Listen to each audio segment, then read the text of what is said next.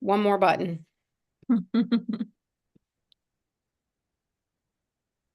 Good evening, Endo Summit Live, and welcome to this very exciting and in-depth discussion on adhesions. Joining us this evening is Dr. Mona Oradi. Dr. Mona, can you introduce yourself to everybody? Yes, Sally, thank you. My name is Dr. Mona Oradi. I'm a minimally invasive gynecologic surgeon and endometriosis surgeon practicing currently out of San Francisco, California, at my own clinic, the Oradi Women's Clinic, for advanced minimally invasive surgery and advanced gynecology. I have a long background in minimally invasive surgery, and I've been doing pretty much exclusively minimally invasive surgery since 2011. And I'm very happy to be here to help discuss adhesion prevention, which is actually one of my passions. I'm really, over the last 10, 15 years, I've been really focused on trying to prevent adhesions in my patients, especially for fertility patients and patients who are undergoing endometriosis surgeries, because adhesions is a really big problem. Yes, adhesions is a very big problem. So I think you have a presentation. We did have some questions submitted from the crowd for after. Do you want to go ahead Okay. and start the presentation? Yeah, let me go through the presentation and then I'll be happy to answer any questions afterwards, or maybe I'll answer some of them during the presentation. So let me share my screen here.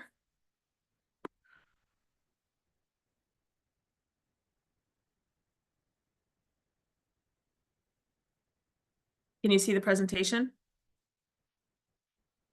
I was muted already. I see your presentation.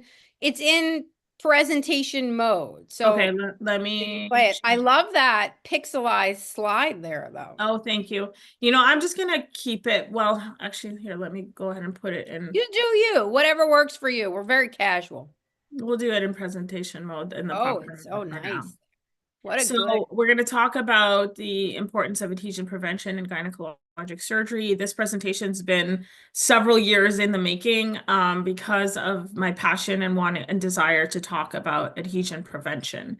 And first of all, we need to talk about why adhesions form in the first place. Adhesions can form from inflammation, and classically, endometriosis can cause inflammation, which causes fibrosis and adhesions within the pelvis, between pelvic organs, and in other areas.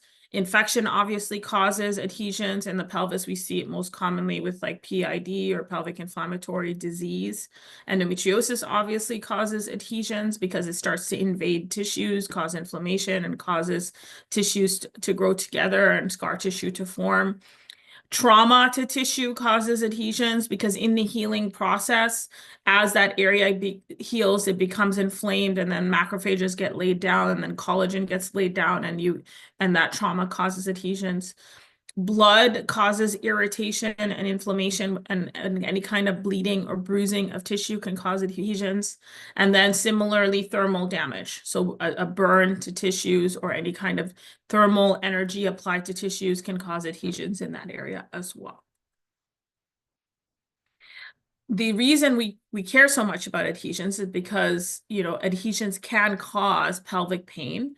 And in childbearing women who are desiring pregnancy in the future, fallopian tube blockage can be caused by adhesions. And fallopian tube blockage is one of the main causes of infertility in this country. And then adhesions around the ovaries can also cause difficulty with conceiving, as well as pain, as well as difficulty even undergoing assisted reproductive technology such as IVF. And this can lead to infertility. It can lead to other problems such as bowel obstruction, constant GI symptoms like bloating or constipation is usually caused by adhesions. So adhesions are a really important thing, and us doing endometriosis surgery is very important for us to be cognizant of that, because we can cause adhesions just by doing the surgery, and also endometriosis itself can cause adhesions. So that's two reasons why we need to really be careful and try to be cognizant of adhesion prevention. And, and it's especially important, as I said, in patients who are pre-childbearing or who are fertility patients or desiring children, because adhesions can cause uh, problems with fertility and problems with getting pregnant. And a lot of times patients with endometriosis still haven't had their children, and they already have one kind of tick against them that they have endometriosis. To give another tick against them is if we cause a lot of adhesions, we can even make it even worse.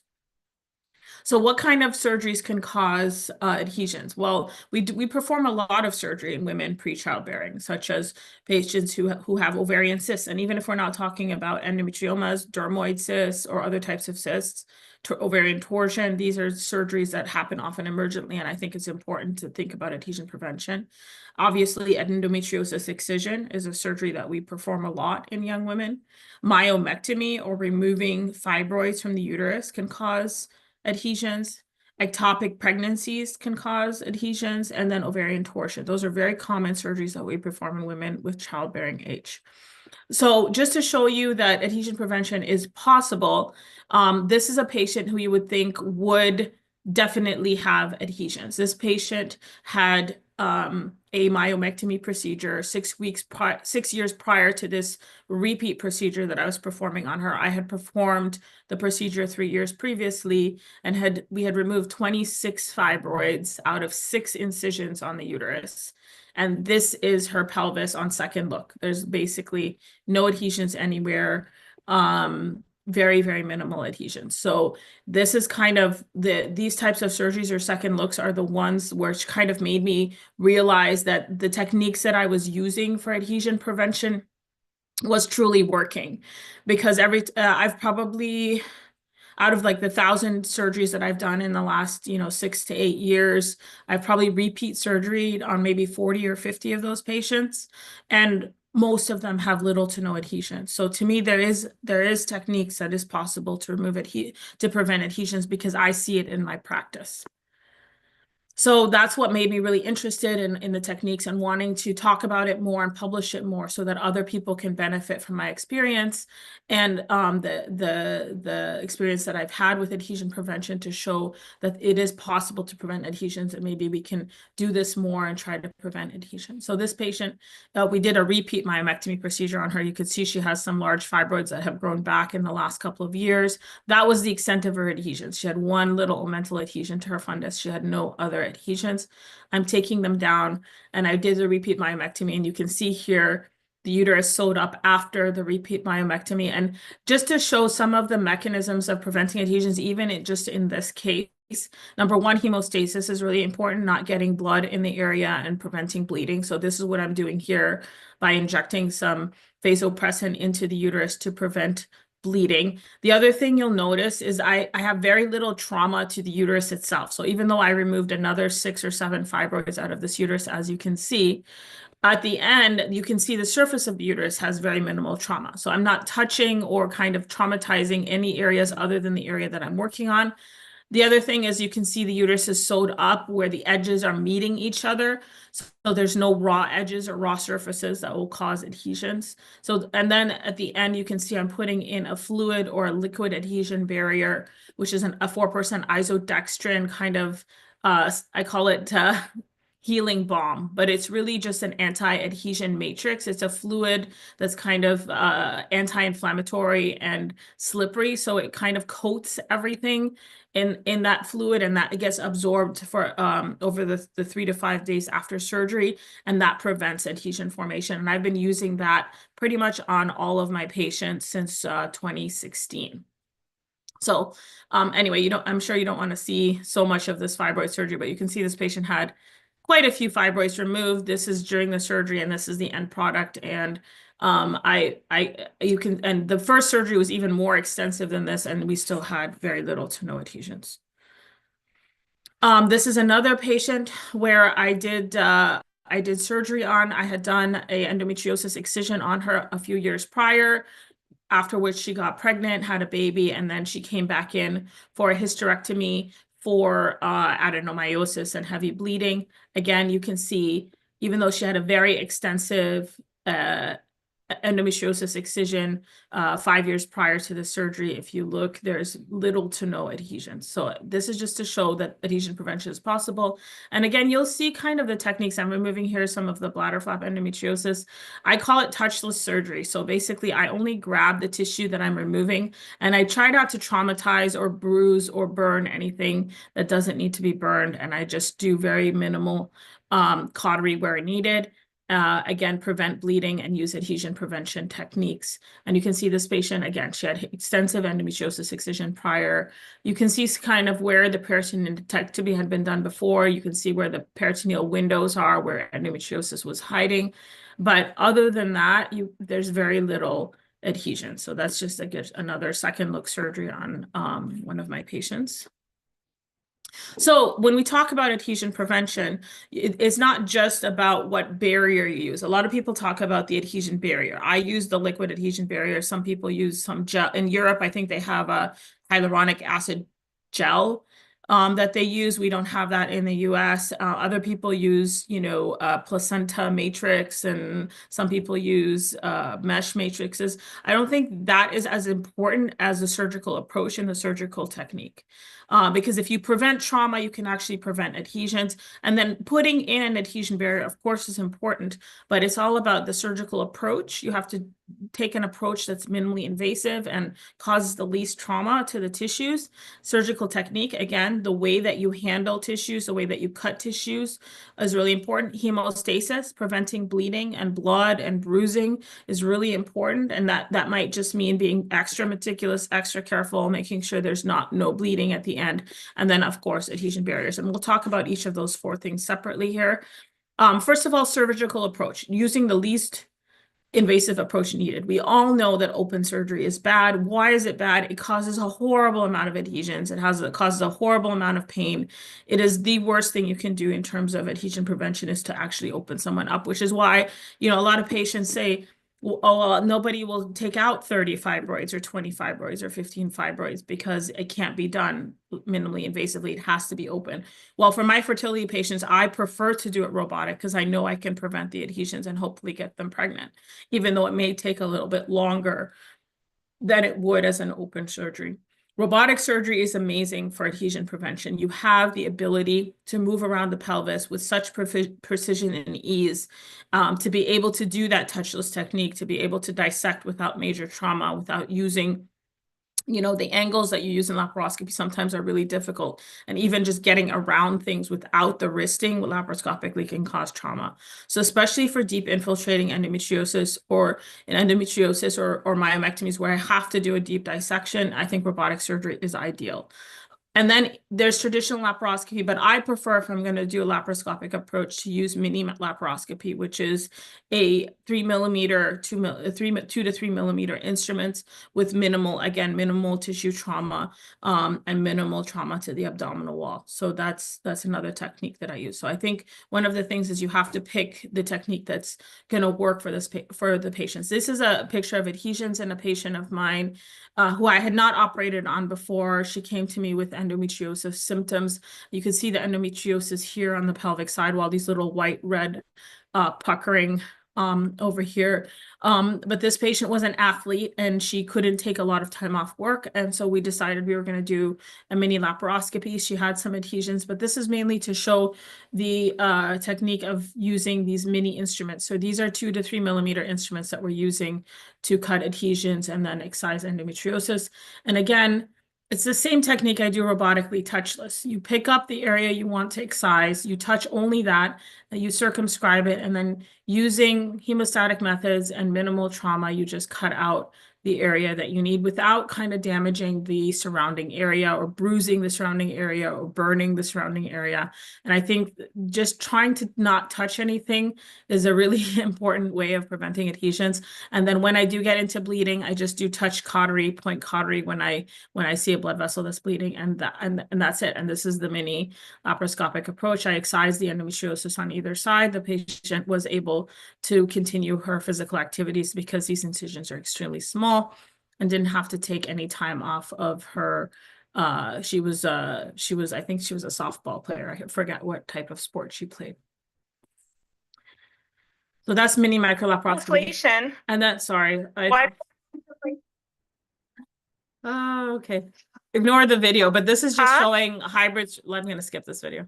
It's just showing robotic laser surgery. So we're going to talk. The other thing that's really important is when you're picking a surgical approach, it's also the technique of surgery. Again, I talk a lot about this touchless technique. I have a little sponge where I grab things, but the other thing that's important is that when you do have to touch an organ or open an organ, you can see the same thing here. I'm just basically not applying any energy, but carefully dissecting the cyst off of this ovary. But you also have to put things back together, edge to edge. A lot of people say that, oh, if you do an ovarian cystectomy, if the cyst isn't so big, you don't have to repair the ovary, it'll just grow back together. Well, I think that's terrible because you're leaving raw edges open. And the best thing to do is to put things back together and to leave it in an area where the edges are meeting so that it'll heal properly. So here I am removing a cyst. I think this was a dermoid cyst or something like that. I forget. I think it was. And again, just that very simple, just gradual dissection. I use the Raytech a lot to prevent, the blood from getting anywhere because I'm trying to minimize bleeding and trying to minimize any blood that's left over, and then repairing whatever you put together. I'm going to put together the edges in order to make sure that the ovary heals properly. And you can see at the end, it looks almost like there was nothing in there before. It looks like a normal ovary. And then that way I can make sure that it's not going to adhere to anything else. A lot of times I go in after patients have had endometrioma surgeries or ovarian cysts and the ovaries just filleted and just stuck on the uterus or the rectum, and it's like, why didn't you put it back together and suspend it and get it away? Like, we're just asking for it to do that. And to try to then peel it off and piece it back together is really hard. And I think we really need to think about how we're leaving things at the end of surgery and how it's going to heal. I think surgeons, we concentrate so much on the surgery, we really need to think about afterwards. If we had to go back in here a month or two or a year or 2 or 3 from now, what is this pelvis going to look like? What is the anatomy going to look like? And trying to minimize the damage that we do is extremely important. So that brings us to surgical technique. It's extremely important. I'm going to keep talking about it. Tissue handling and trauma. Being gentle with tissue, not yanking, not pulling, not bruising, not grasping, not poking, like just be super gentle. I even when I was teaching my residents, I'm just be gentle. I tell them when you operate with a robot, pretend like you're painting with a feather. It's literally just light touches. Like you don't need to be like be super aggressive. And I think that's really important because if you minimize tissue trauma, you're going to minimize adhesion. The other thing is dissection of spaces. When we do laparoscopic or robotic surgery, we have CO2 gas being insufflated in the abdomen. If you just tease tissue apart, that CO2 will naturally open up the natural planes and the dissection of spaces, which will allow us to then isolate the disease without having to cut through things. We can just tease apart the tissue, and I'll show you that in some of my videos. Energy type is really important. You briefly saw a laser. I'll show you another video for laser later on. But a laser has very little heat and very little thermal damage as compared to monopolar energy or bipolar energy. So being careful as to what type of laser, what type of energy you're applying and where is important, because that'll determine the amount of heat. And then taking a more conservative approach to surgery.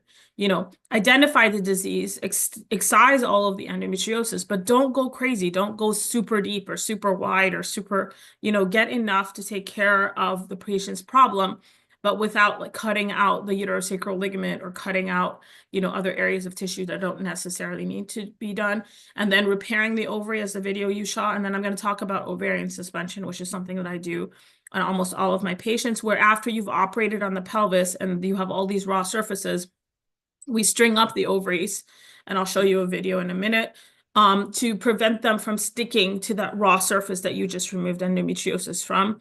And then so they float in the adhesion prevention fluid, they're strung up away from the pelvis, and then 5 days later, once reperitonealization, basically the peritoneum has grown back and the area is all healed, then you release the stitches, the ovaries fall back to normal location, and that way they're not stuck to everything, which is what we find a lot in doing repeat surgery, is that the ovaries are stuck, and I got tired of it. So I said, okay, we're not having any more stuck ovaries.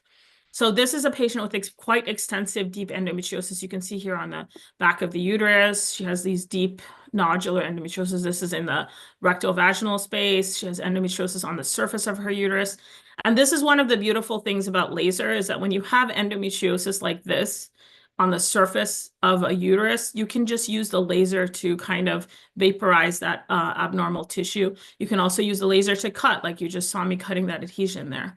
And especially when it's like kind of diffuse and all over the place in areas that I can't remove, you can just laser that area. And then I'm using the laser here to cut around and excise this endometriosis that's involving the anterior bladder flap. Again, I just circumscribe and then you use it to cut, and you can see there's very little blanching, there's very little thermal damage, there's very little burn with the laser. And that's what I think is really beautiful about this particular type of energy, which I think is really important, especially in fertility patients where we're really trying to minimize trauma, we're trying to minimize the amount of tissue we remove, and we're trying to minimize the adhesions. I'm going to forward a little bit. So same thing, I can laser on the ovary, any areas of endometriosis. But I can also use the laser to cut as well. And again, you can see here, she has endometriosis right on her fallopian tube right there. See this big nodule right here? Here's her fallopian tube. So again, using the laser or even sharp dissection, I can circumscribe the area, isolate it, and remove it without causing major damage to what's nearby the fallopian tube, which is extremely important. And again, you can just see that I can switch between just cauterizing or vaporizing abnormal tissue and lasering. Here, I was a little too close to the blood vessel for comfort, so I thought it's better to use sharp scissors to make sure that I can get into the right plane. And then just, again, that point cautery technique where when you have bleeding, you don't just burn everything. You burn that one spot for a second, and that's it. And you can let it bleed for a little bit, and then at the end, you can find where the blood vessels are bleeding, and you just point cauterize that one area. And again, this is the touchless technique. You circumscribe the area. I'm only touching the area. And then this shows very well that planes. You know how I said about the CO2 going into the space and opening up the planes? As you lift up the tissue, the planes naturally develop. You don't need to cut. I'm just kind of teasing and lasering, and that allows the tissue to separate. This is the continuation of this same patient. This shows, again, ablation of endometriosis on the uterus. A lot of people say, oh, do you do excision or ablation? I'm like, I do excision. But in something like this, where there's a big, deep area going into the uterus, I can't remove the uterus. So all I can do is kind of surface burn it or cauterize it with the laser, which vaporizes the abnormal tissue. You can't just cut that area out. But everything else that I can remove, you can see I'm doing a pretty thorough job. But here, look at the plane again. I'm using the laser to get the little blood vessels. I'm putting tissue traction on the tissue that I'm going to remove.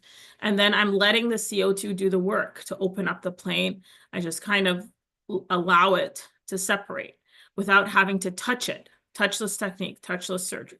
I'm not sit there traumatizing all the tissue underneath. Here you can see there's a big nodule into her uterosacral ligament right there. That's a deep infiltrating endometriosis nodule. What's nice about the CO2 again is because there's no heat, it doesn't char. So I can actually see normal tissue, which is pink, from abnormal tissue, which is brown. That's the endometriosis tissue. So I can actually see how wide to cut with the laser, because it allows me to see the natural tissue underneath. When you're using monopolar energy, it kind of just chars everything. Again, I'm still working on this poor uterus that has all this endometriosis in it. And then I'm going to work posteriorly. Again, you can see some rectal disease here. This is in the pararectal space. Here's another nodule here in the mesentery. Here's some more nodules here in the pararectal. This is the lower uterosacral ligament. The same technique. I'm just going to circumscribe the area and remove it. And again, you can see the tissue opening up the spaces, allowing the CO2 to go in, kind of just prodding it, and then getting the bleeding that's just in point areas and just isolating the areas that are involved. Here you can see a deep nodule into the vaginal space. I don't know if you could see that big brown.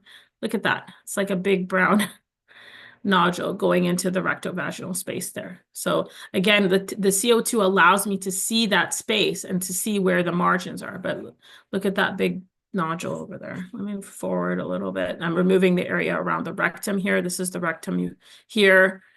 That's the cul-de-sac rectovaginal space. And then on this side, this poor lady, she had so much endometriosis. It was all over. Here's on the uterosacral ligament. Here's underneath on the uterovarian ligament. Here's the uterine artery underneath there. And again, I'm just going to open up the spaces, but I think you're getting the technique, right? I'm just allowing the spaces to open. I'm just trying to even though I'm doing an extensive dissection and I'm cutting a lot, you're not seeing a lot of charring. I'm allowing some bleeding. That's fine. Just as long as at the end there's no bleeding, but I'm not burning everything. I'm allowing the spaces to open up, and again, using this touchless technique. I'm going to forward a little bit so I can get to some of the other videos because I don't want to talk for too much tonight. But again, here she had, again, on the other side, on her fallopian tube kind of IP ligament. And here you can see how you can use the laser to just remove that area. And then I'm going to go in with the scissors sharply. When I get too close to blood vessels, I like to just do sharp dissection with the scissors because with the laser, you can accidentally poke a blood vessel. So I don't like to be that close with the laser. So again, I switch to scissors when I get close to blood vessels. Okay. I think the next video, you're actually going to see the end of this. So this is the end of the surgery. I've removed all of the endometriosis. Now I'm going to suspend this ovary. So if I left that ovary just hanging there with that entire sidewall, which has been stripped of endometriosis, all raw surface, that's just going to stick right there. This way I can elevate it. I pass a needle from the abdominal wall out, from outside to in, pass through the ovary, and then back out. And I just kind of hang it up, like they call it, like string it up. It'll stay there for 5 days. Then what I'll do is I'll cut the string and then it'll fall back down. And that'll prevent the ovary from sticking to all that area that I just dissected. And then when you go in later, it looks like you never even did surgery because nothing stuck together. There's no adhesions. And then we need to talk about hemostasis. So obviously trying to prevent bleeding is really important, not cutting any blood vessels, things like that, but using selective use of energy, point energy like I'm using. And then at the end, I irrigate a lot. I probably use about 3 to 6 liters of fluid to wash out any blood vessel, any blood that's in there. I always have that sponge in there where I'm blotting to see where the bleeding is coming from, and then using hemostatic agents in some cases. I think in this patient, I used a fibrin spray because she had a lot of raw surface, even with, the touchless technique that I just decided to apply a little bit of fibrin spray to prevent some of the bleeding. Here you can see me getting hemostasis at the end. This is the same patient. I was using the sponge to blot and get any areas of bleeding, and then I just applied a hemostatic spray just to prevent any kind of bleeding from some of the blood vessels. And then I apply it, and then a few minutes later, I'll rinse it off with some fluid and then make sure everything is nice and hemostatic. And then after that, I will use my adhesion prevention fluid. Again, same patient. I applied the fibrin spray, and now I'm just applying the fluid. There's going to be about 1 liter of fluid. I'm suspending the ovaries, making sure they're staying away from the area. And then I'm just applying, this is the Adept, or the 4% isodextrin adhesion prevention fluid. And it's about 1 liter that we leave in the abdomen, and it just sits there. You can see, first of all, there's no blood, right? I've already cleaned it all up. The fluid is clear, and it's just going to sit there for 3 to 5 days until it gets absorbed. And this patient got pregnant right after the surgery, very same patient that you just saw me do that horrendous surgery on. And that's her little baby. So, and that was after, I think, 6 or 8 years of infertility. So it does work when you do the correct surgery. This is just about mesh-based adhesion barriers, which I'm going to skip. This is a patient with a bicornuate uterus. She has a double uterus and a fibroid and endometriosis. She requested not to have the liquid adhesion barrier because she didn't want fluid leaking from her incisions, which sometimes does happen. You can see, again, I've done a myomectomy. The repair is really important, trying to putting those edges together and making sure things are really mashed up. She also had a septum, which I removed hysteroscopically here. But at the end, we used a mesh-based adhesion barrier, which you can use. My concerns about is it tends to move. And if there's blood, it turns brown, and I think it doesn't work as well. So I use it in some situations, but I don't, this is definitely not my go-to for adhesion prevention, but there are a lot of doctors that use that prevention method. But what's important is it does move. So if you're going to use it, you should suture it in place. This is a patient with 1,000,001 fibroids and stage 4 endometriosis. I'm going to show you this surgery. Again, you can see the ovaries both have endometriomas. They're stuck in the middle. Everything is adherent. This is before the surgery, right? Now I'm just removing the fibroids. And I just want to show you, again, just this getting the fibroid out and sewing the uterus. Just trying to do that. And then this is definite. And then she also had a rectal nodule, which we shaved off and then sewed back together. But this is like the worst you can get with endometriosis. With everything is just fibrosed and really raw, and trying to remove it all as well as the fibroids. So with this patient, I was really worried about adhesions. I mean, she's got sutures in her rectum. She's got sutures on her uterus. She's got, endometriosis, raw surface everywhere. This is me cleaning everything up. I'm trying to make sure I get my hemostasis, no bleeding. But this is a patient where I actually used all methods. So I used the fibrin spray, and then I put in the mesh because I was worried that the stitches in the uterus would stick to the stitches on the rectum. So I put the mesh and I used the liquid adhesion barrier. So I basically did every single technique on this patient. But this is me just still getting a hemostasis. So I'm using my little blot, where is it bleeding? And then point cautery just in the areas where bleeding is. Because you also don't want to, apply too much energy. You just want to do 1 second where there is bleeding. Sometimes I'll just hold pressure for a minute. We'll use the fibrin, things like that. But at the end, she also had endometriomas on both ovaries. So she had stitches everywhere. She had stitches in her uterosacral ligaments where I repaired them. She had stitches in her uterus. She had stitches in her ovary, stitches on her rectum. So I put on there's the fibrin spray again. I'm just spraying it. And then I used the mesh and then the fluid. Okay, I'm going to skip this one because this, again, just shows the same kind of thing. But I really am an advocate for, again, using an adhesion barrier at the end. I've been using 4% isodextrin, 0.4% isodextrin for the last 1,000 cases. And as I said, and now I've reoperated in about 40 of them, and literally none of them have adhesions. And it's just beyond me. Like, they've had horrible excision everywhere, terrible fibroids, and you go in and there's no adhesion. So to me, I think it's really important. A lot of people do get concerned that there is some leaking out of the incisions. You put a liter of fluid in there, so you will leak out. But I think I've had no other complications other than some swelling or leaking. I only had one patient that maybe was allergic to it. She had some kind of like a hives and fever afterwards, and we couldn't figure out what it was, and we thought maybe it was that. But most of my patients they don't have their tubes blocked at the end of the surgeries. Like, I always check fallopian tube. I do an HSG post-op. And I found that this is a good way that works, as obviously combined with good surgical technique and, minimal cautery and all of that, those other things.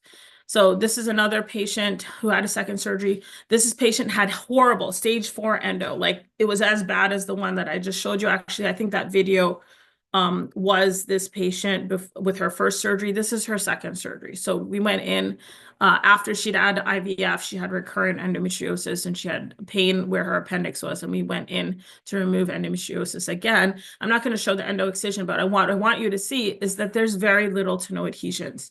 After a stage 4 rectal endo, everything, like, this is the extent of adhesions you see, which is really quite minimal. So just to kind of prove that. And this patient ended up having the repeat surgery. And again, after 8 years of infertility and 2 surgeries for endometriosis, this is her little bundle of joy that she resulted in. So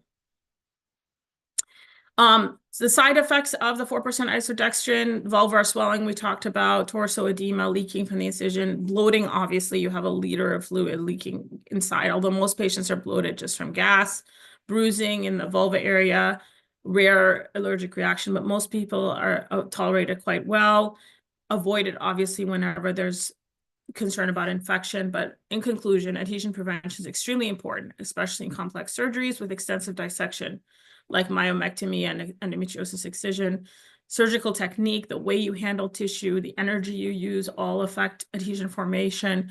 The less trauma we cause the tissue and the less thermal effect and the less bruising and bleeding will reduce adhesion formation. Meticulous hemostasis is extremely important. And hemostatic agents and hemostasis, bipolar or monopolar, must be used prior to adhesion barriers. We can't put an adhesion barrier when there's a bloody field. It's just not going to work. Blood and adhesion barrier don't go together. A combination of barriers can be used. Ovarian suspension, I started doing almost universally about 4 years ago, and I haven't seen a stuck ovary since then. Adhesions is especially important for fertility preservations in order to prevent fallopian tube blockage and GYN surgery. And hemostatic agents and hemostasis must be used prior to the adhesion barrier, and we can use all of these techniques together to prevent adhesions and hopefully solve this problem. I'm not going to say there's no adhesions. Adhesions will form, but I think we should do everything we can as surgeons to minimize adhesions in our patients. That's it.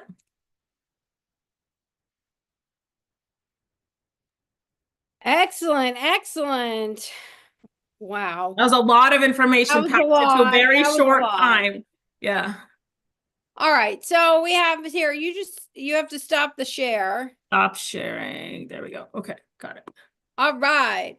All Yay. right. It was excellent. Gets better. I loved seeing all the surgical videos. Really I shows what a didn't want to get badass you are. too much into it because some people they can't watch it, but especially those stage 4 endo where everything's stuck together, they're really tough. I showed one of my toughest cases, so you know. No, it was great. It was great. It also shows how passionate you are, which is amazing. You sort of do it all. Okay, so we had a question from online, and the question was, how do you tell the difference between if something is endometriosis or if it meaning recurrence or if it is adhesion? You know, sometimes it's tough, right? Like sometimes, you know, that fibrotic tissue could be adhesions from prior surgery, or it could be endometriosis. Honestly, it's a judgment call. If I think it might be endo, I'll remove it anyways. You know, if I'm doing a repeat surgery and there's areas of fibrosis, I'll remove those areas of fibrosis because I don't think that fibrotic tissue is doing them any good. Hoping that if I remove that fibrotic area, that new healthy peritoneum will grow in instead of it. But I mean, sometimes it's not obvious. It's kind of like a judgment call. And, you know, usually there's a little of both. Some of the tissue is fibrotic and some of it is endometriosis. So to me, if there's a question, you remove it. Sometimes if it's just like it's really questionable, it's just punctate, then I'll just surface laser that area. But if I see fibrotic tissue, I usually do remove it, although it might be adhesion, it might be endo. Sometimes on the pathology it comes back endo, sometimes it comes back fibrosis. So you don't really know, it's just a judgment call. What might be some of the giveaways the patient is in your office and trying to figure out the difference between endometriosis or adhesions? What might be some of the clues to you before surgery, if there are any? Honestly, patients usually know. They're like, I've had patients come to me and they're like, my endo is back. I know it's back. I promise you it's back. And I swear to you, I've never taken those patients for surgery and not found endo. Like they know it, that they know their pain. They can See, tell the difference. I understand patients know their pain, but and you also run a multidisciplinary care clinic. Yeah. I think patients assume any pain after excision is automatically their endometriosis recurring, No, they can and there tell. are Like 90 million. if I'm nitpicky about asking the question, like, does this feel like the pain you had with endo, or does this feel like something else, or does it feel like nerve, or does it feel like muscle tension? Like, obviously, we do everything not to reoperate on people, even if they think they have recurrent endo. We try, you know, let's try to calm the nerves down. Let's try pelvic floor PT. Let's try to relax the muscles more. Let's try the, you know, things like that. That's one way. Another way is, you know, sometimes we'll do a trial of suppression just to see if the pain goes away. Well, Sometimes and we'll, you also have the yeah. mini. And I do mini as well. So, and mini is a lot less Yeah. invasive to be able to go in and look. But I think patients assume anything that hurts at ovulation is automatically endometriosis, and there's actually a lot that goes on Yeah, with actually, pain inflammation in in the nerve. ovulation, it's pain at ovulation is actually usually not endometriosis. I think pain right before the classic pain for endo is the pain the couple days before the period. I think that is when endo pain flares because it's not dysmenorrhea, it's not pain from with the period because they're not on their period yet. It's not ovulation pain because a lot of people have ovulation pain normally, even if they don't have endo. It's just from the ovary bursting when you're ovulating, right? There's also a Feel nerve it. that sits right next to the ovary that A there can lot of people, I mean, a million things wrong with. I know a lot of people who can feel to the minute when they ovulated. You know what I mean? It's that Right. horrible, sharp stabbing pain. So, ovulation pain is a little hard. I don't tend to chalk that up to endo. It does get worse if you have a stuck ovary though. If you have like, adhesions around the ovary and there's ovulation, that really hurts. Um, but I think classically it's that period right before the period. That pain usually tells me whether it's endo pain or not. Chronic pain, patients who are in pain 24/7, all the time, whether they're having a period or not, whether they're ovulating or not, those are more difficult, right? Because some of that can be endo pain, but some of it can be other things, nerve, muscle, pelvic A tension, connective tissue disorder. I connective think we're tissue seeing that. disorder, adhesions, like those are more difficult. Adhesions actually are a little bit easier because adhesions tend to come with bloating. They tend to come with constipation. They tend to come with, it doesn't matter whether I'm on my period or not, it hurts the same. Like, so adhesion type pain is a little bit better, like easier to characterize and pinpoint. But honestly, it's a combination of just very careful history taking, imaging, ultrasound, and then ultimately, we try conservative measures, and if that doesn't work, then we end up in surgery. But it's hard to tell. I listening to the patient very carefully, their symptoms, when it comes, when it leaves, what kind of pain, is it sharp, is it here, does it radiate? All of these little nuances in the history, I think, is what kind of gives me the sense of what the patient is suffering from. Yes, excellent. Now, while I have you, because you're also my go-to on this, we had some controversy online during the week regarding that the CO2 laser burns. Do you want to describe? You started Yeah, to so describe when it you're a little. close to tissue, when you're right on it, it's a cut. It doesn't burn. It's like a knife. When you pull back and you do a broad, like when you have a longer focal distance, then it doesn't burn, it vaporizes. So it's not like a heat. It's kind of like plasma. It vaporizes. Right. It's certainly not the same as ablation. No, no, Oh, it's not the same as ablation. there was Ablation a is a burn. I mean, we use it to ablate, but it's a different type of ablation. It's not a burn. Yeah, there was a big controversy online. How dare the doctor use the CO2 laser? And I was No, like, I mean no, that's a good the thing. laser is a good thing. And the thing is, like, there are areas, like if you're right on the ovary or right on the uterus, like you saw me, you can't cut that area out. She wants her uterus. She wants to have a baby. I can't take it out. So I had, what's better? Do nothing or at least, surface vaporize that endometriosis. I also thought when I used it and the laser, you get right up Yes, against if the you're tissue. right against the tissue, it cuts. You can see that in the video. And then when I pull back and you increase the distance, then it acts more of a vaporizing technique. So it is a laser, but it depends on how you're using it. You can use it to cut or you can use it to burn, I guess, if you want to call it a burn, but it's not exactly a burn. It's not a burn. Yeah. But I think patients have been told so many times, don't allow anyone to burn, that even though the word burn is being used, Yeah, I know. there are multiple I'm meanings. constantly explaining that to my patients. They're like, do you ablate or do you excise? I excise, but there's some things that you have to just, vaporize with the CO2, which is why I love the CO2 laser. Okay, we have an interesting, I'm checking online for all the questions. Yay. We have a question. I'm gonna just ask it. I couldn't answer it. Is ISO 0.04% dextrin premixed in a liter? Yes. It's pre-mixed. It's made by Baxter.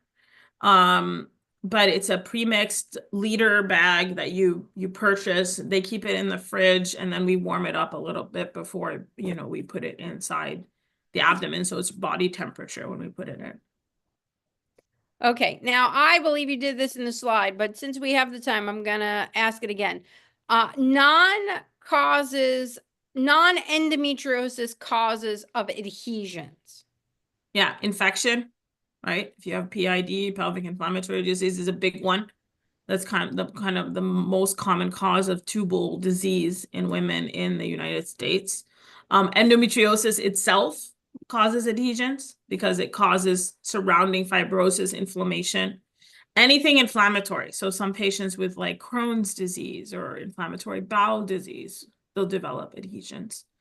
And then any kind of trauma to tissue can cause adhesions. So your C-section patients who don't realize they have endometriosis for That's sure, right? C-section, any kind of trauma can cause adhesions. Now it's interesting. Patrick Young also is going to have new data on adhesions at the Endo Summit. That again, he definitely told me he needed to be there to present. So, both of you have a large portion of your practice that are fertility. Now, you do way more than fertility, but I'm curious, is there something inflammatory in the adhesions that are a component to infertility, or is it just mechanical? No, obviously, the infertility is complicated, right? So let me just try to break it up. So adhesions that block the tubes cause tubal infertility. Inflammation from endometriosis and adhesions that are inflamed cause inflammation-based infertility. So implantation failure, miscarriages, things like that. So the inflammation causes infertility. Tubal blockage causes infertility. Endometriosis in the ovaries that causes inflammation can cause poor ovarian quality, poor egg quality. So egg quality causes infertility. So there's a lot of different components that can cause infertility or can contribute to infertility. Interestingly enough, and I'm going to get crucified for saying this, but IVF, poking needles in ovaries that have been expanded to this big by stimulating them with hormones, causes adhesions and inflammation. Every time I operate on a patient who's had IVF, you can literally see endo tracking along the needle where you can tell where the needle went in. There's like this Why line do of you think you're going to get crucified for that? Because Dr. because Vidali fertility says it doctors constantly. love to tell endo patients that the solution for their endo infertility is IVF. No, Dr. Vidali says that constantly. I mean, it's just, IVF it's kind of a catch-22. Endometriosis causes infertility, IVF causes endometriosis to get worse. So you're kind of like snowballing it. It's So, I interesting. think there is a place for IVF in treatment of endometriosis with fertility issues. However, I think IVF being the first line treatment for endometriosis patients with infertility needs to be looked at again. And I was at a conference in Portugal, and we had IVF doctors and endosurgeons in the same room, and we were talking about the same issue. It was almost a fist fight. Like there was a huge argument, right? Like the surgeons are like, no, if a patient has endo, we should remove the endo. Maybe they'll get pregnant naturally. The IVF doctors are like, no, we can cure everything with IVF. They'll get pregnant. We just need to do IVF.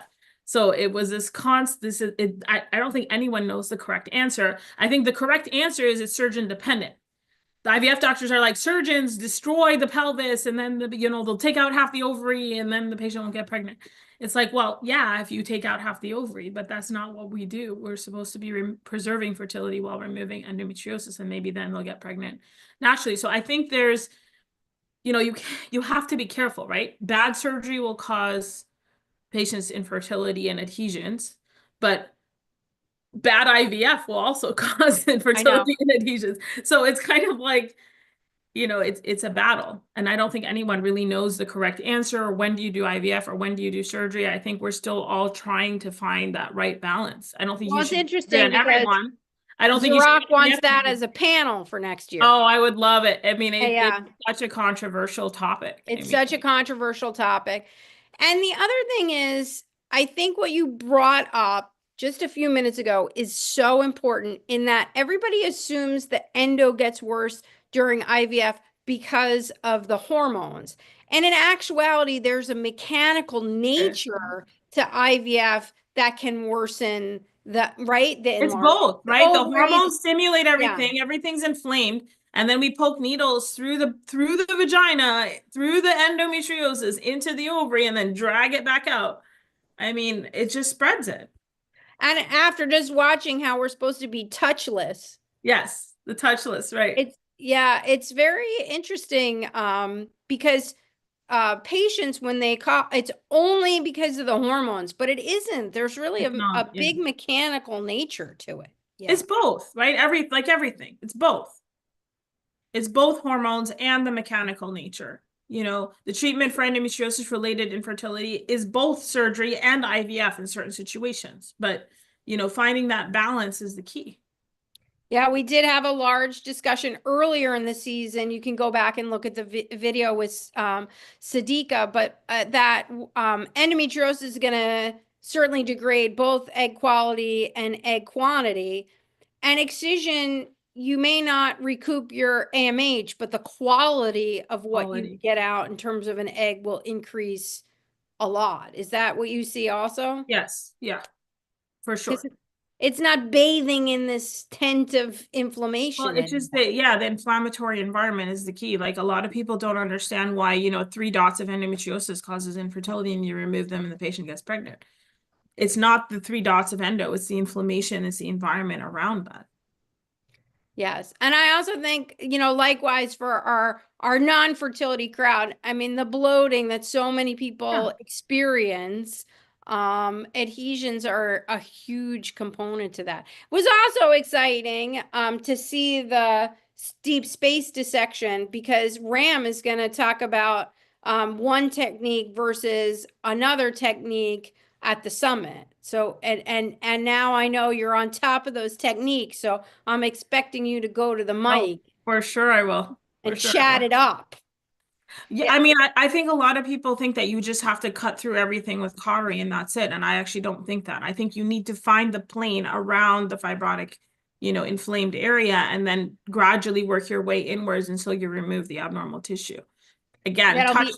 You're trying to let all the normal fall away and then just keep the abnormal in the middle and then take it out. That's kind of the technique I yeah. use. It'll be interesting because Marcello Ceccaroni is going to be there, and of course he has the entire school on how to dissect deep space. So Yeah. it'll be I interesting. mean, I think we should dissect, but I don't think we should go crazy dissecting. Like there's that Well, balance. well, Ram's going to do it with smoke, I'd which love to see that. I I have think never I'm gonna seen. have to comment on that one. We'll see it. Yeah, We'll I've see. never seen that. And then, of course, Dr. Vidali, we had a cancellation, so he's going to step in to do the second part of the lecture, and he's going to do it with a blunt scissor. So it'll be, that's actually one of the features of Endo Summit surgery that I left a little extra time for. And then, yes, That would be so cool. Anyone using laser?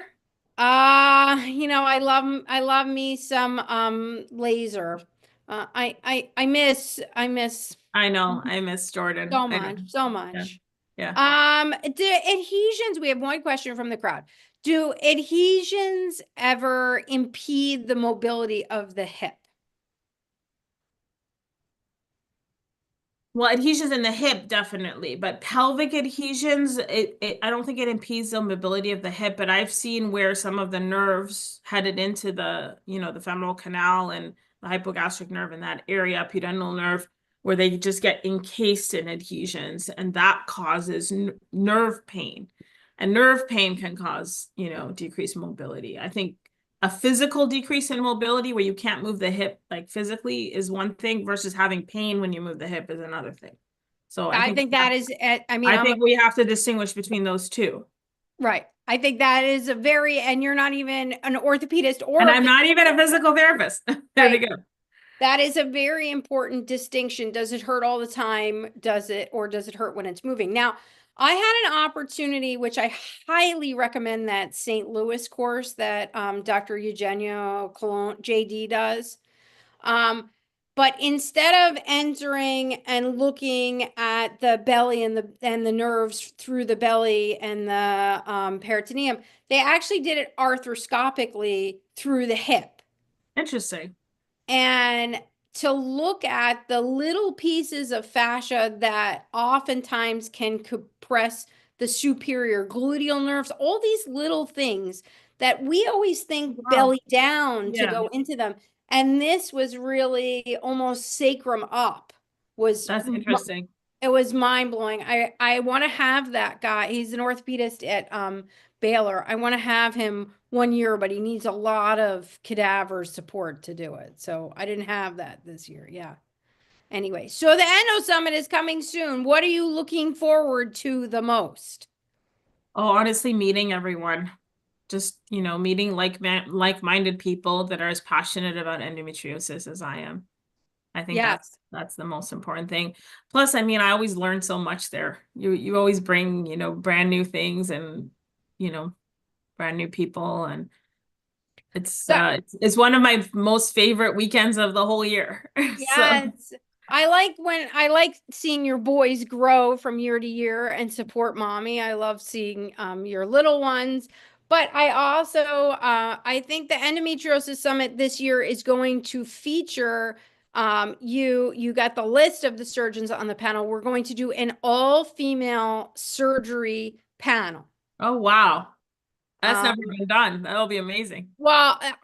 because no, first of all, you can discuss all sorts of things like what is it like to balance parenthood and owning your own practice? Oh boy. Um, or what was it like to go through residency? But most importantly, you guys get to shine. You don't have to, you do respect your mentors so much, but on this panel, you'll get to really speak your mind. You did get an email about it Friday. It's Yeah. you, Lori Liu, Megan Kennedy Burns, Megan Wasson, Mallory Stuparich, Wendy Weiner, who has a whole different perspective. And watch, somebody's going to email me that I forgot them. But I think that's the panel. And it's done in a sort of more folksier setting than our traditional uh, last day. It's done on the middle day where we're all going to have a great time. So, That sounds wonderful. I'm looking forward to it. yes. The Endometriosis Summit is March 28th through the 30th, 2025 in Orlando, Florida. I will tell you, tickets are coming down to being very limited for certain aspects of the summit.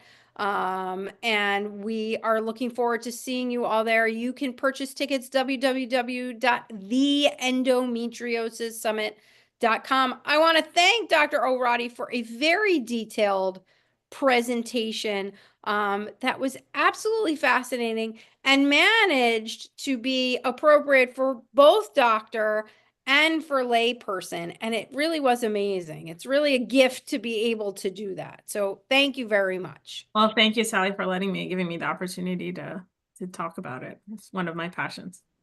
All right, next stop, Orlando. We'll see you soon. Take care. Good night.